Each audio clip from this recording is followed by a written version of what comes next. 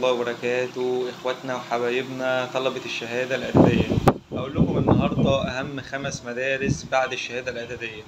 هتخلص هتشتغل على طول، يعني ما فيش وقت خلاص. احنا دلوقتي في زمن ان انت بتدور على الحاجة اللي بيبقى ليها تكليف، او ان هي بتبقى مثلا انت بتخلص فبتشتغل على طول، على عكس بقى الكليات التانية اللي بيبقى ليها تكليف اللي هنتكلم عنها بعدين لطلبة الثانوية العامة.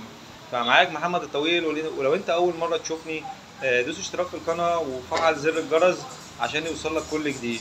اول حاجة عندك مدرسة العربي للتكنولوجيا التطبيقية.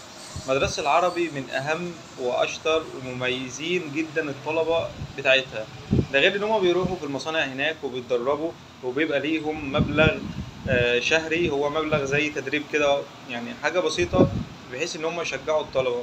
وأول ما الطالب بيخلص بيشتغل على طول، وفي دفعات كتير جدا أعرفها اشتغلوا.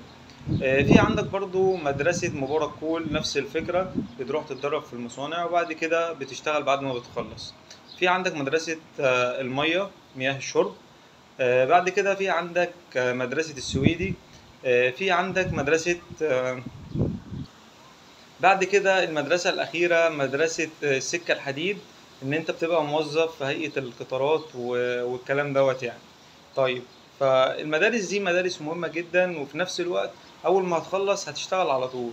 فلو أنت مثلا حابب مجال من المجالات دي، بتبدأ إن أنت بتروح تقدم في المدرسة.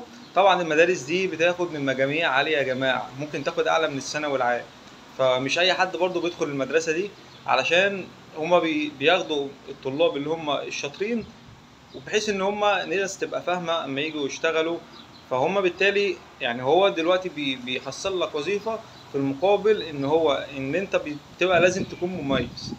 وطبعا مش هقول لكم ان انتوا ازاي اصلا، يعني لو انت حابب ان انت تقدم في المدرسه او كده، اكتب في التعليقات وانا ممكن اساعدكم اقول لكم ازاي التقديمات. حد حابب يسأل عن اي حاجه، انا معاكم برضو. وهقول لكم تاني في برضو مدارس تانية هقول لكم عليها في الفيديو اللي جاي. ما تنسوش تتابعوني. السلام عليكم.